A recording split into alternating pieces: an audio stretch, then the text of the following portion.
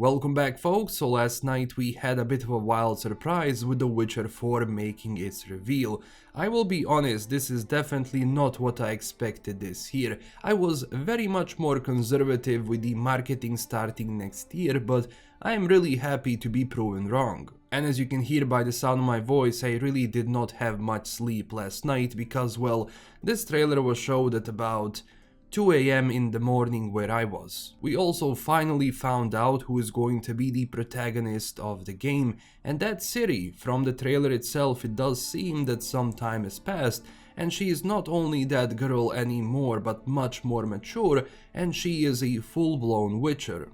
Now, as they say here, trailer itself is pre-rendered in Unreal Engine 5 on an unannounced Nvidia G4 RTX GPU, which is probably talking about the next 5X series, or maybe I'm wrong, but doesn't surprise me because we're definitely going to need new GPUs to run this. In any case, we start off with a ritualistic preparation of what seems to be a sacrifice for the monster Ciri will fight later on in the trailer. And even though, of course, this is pre-render, I really like the style and the vibes I'm getting. Reminded me a bit of the feeling I got in The Witcher 1 when you get to the outskirts of Vizima. It also seems that the world is still very much dark and unforgiving. It will be interesting to hear how the lore continues on this, especially after The Witcher 3. Later on, Geralt says goodbye to her father, and judging from the whole ritual, it does seem that maybe the village has been doing this for a long time. Even when Ciri approaches, one of the villagers yells, "Whose coin did you take?" as if they don't want to get rid of it.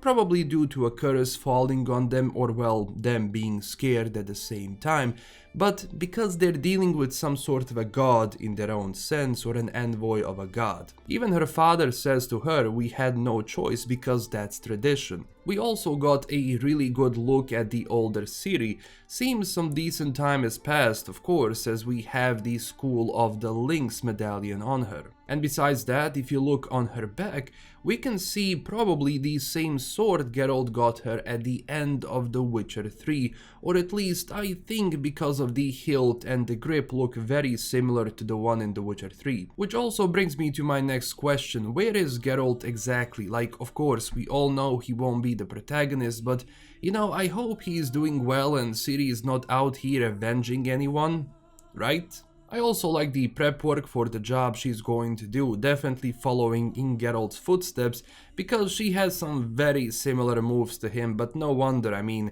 Geralt and Vesemir were her teachers after all. Now, after the girl tried to approach this cave, Ciri came in and went in instead of her, and before that drank a potion, maybe a cat potion to see in the dark, I am not sure, but we get a good look at her eyes, a full-blown Witcher. So I have questions. First off, when it comes to her being a Witcher, she is one. She is trained by them from the start of the books and in the games, and if anything can get you through the trial of grasses, I mean, it's her. Maybe it's also a potion that was adapted to work on someone like her. There are a lot of questions here.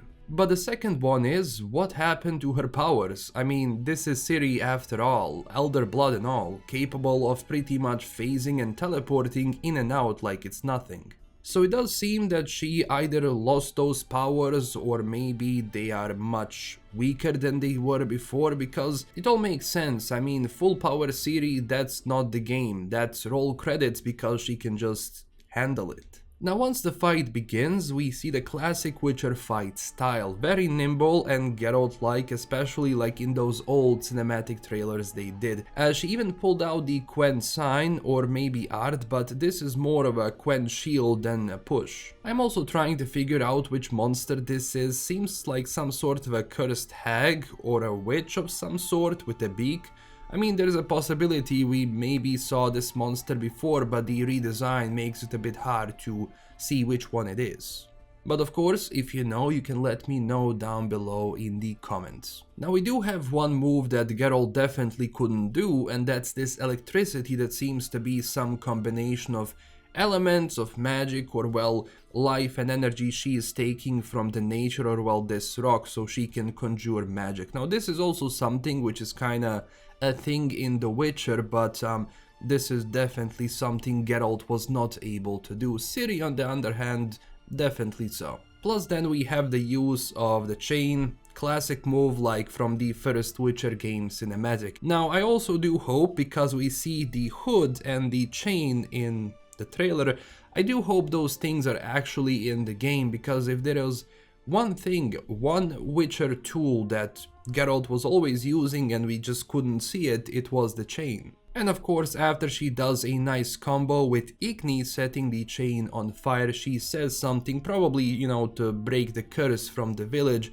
and ultimately taking its head. But then we see the wild twist where it seems the villagers got to her, or well, she got to herself. But in any case, it does seem that the game is going to be dark, which is good. Witcher always has to be that way, those heavy moral choices and so on and so on. Because it does seem that the curse is, well, still working, because she is definitely not going to make it, but you know who else is not going to make it? I think those villagers. As it's tradition with these initial trailers from CDPR, we did not get a release date in the end, being that, well, this just entered production and we won't see it for some good amount of time. Also, this trailer was done with Platige Image. They collaborated before on most of their previous cinematics and the combo is still working really well. I mean, it's pretty much how it is. And also a little bit in the trailer we heard some music. Now of course I do hope that Percival is going to be back with the, you know, LLS stuff in The Witcher 4, because I just cannot wait to see the previous soundtrack. Now we did get a press release, but it wasn't much, but this is what it says. We're kicking off a brand new Witcher saga, this time with Ciri as the heart of the story, said Sebastian Kalemba, game director. It feels so good to finally be able to say those words. For the longest time we knew that we wanted Ciri to be the protagonist of The Witcher 4. It felt natural to us and we believe that Ciri deserves it. In this game we want to explore what it means to truly become a Witcher by following Ciri on her path. This trailer is a taste of both of that, and just how dark and grounded the world of The Witcher can be. Now I was thinking what would be the right way for The Witcher after Geralt is done.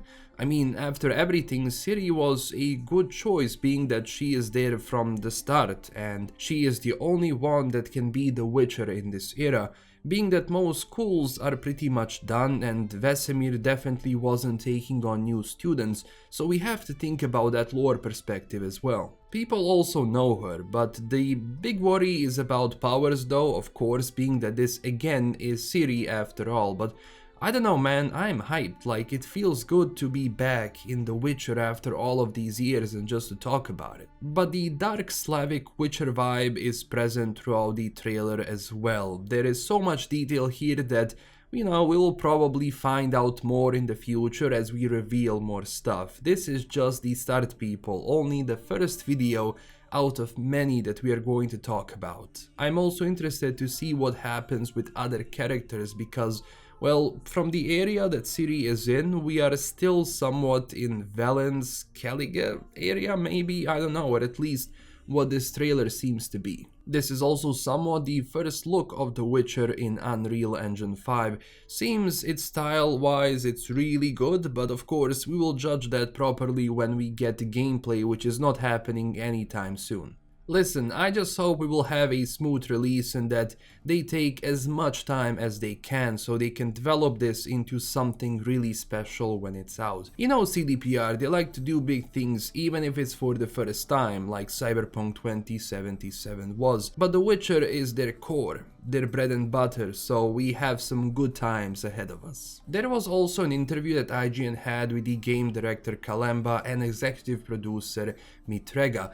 Now, I really hope I pronounced this right, I mean, Polish names are my kryptonite, dude. When it comes to their choice to make her the protagonist, they said it was very organic, logical choice. It was always about her, starting from Saga when you read it in the books. She is amazing, layered character, and of course, as a protagonist, we said goodbye to Geralt previously, so this is a continuation. I guess for all of us, it's like she was meant to be. That was always her. It also seems that we will be able to define her as a character a lot more than we did with Geralt of Rivia. This is what Sebastian Kalemba had to say about it. She's actually about to become the Witcher. She's about to actually form her own codex on her own terms. The way she deals with monsters, the way she deals with quests, the adventures, it's her own unique way. And also I think that she gives more room to be able to tell different stories here and there. Of course we want to give the opportunity for the player to explore more nuanced because this is what we do. But she deserves that. They even got to talk about potential backlash for this decision, and that they added that the intention was clear from the start and that it wasn't a random choice but deliberate, as that was discussed even 9 years ago when they were thinking on who will be the next protagonist. There was also a question about the lore, being that, well, The Witcher 3 does have multiple endings, so this is what Kalemba said. The one complication is probably the idea that there is an ending in which Ciri can die in The Witcher 3. There are hints in that ending that highlight the fact that she probably does not die.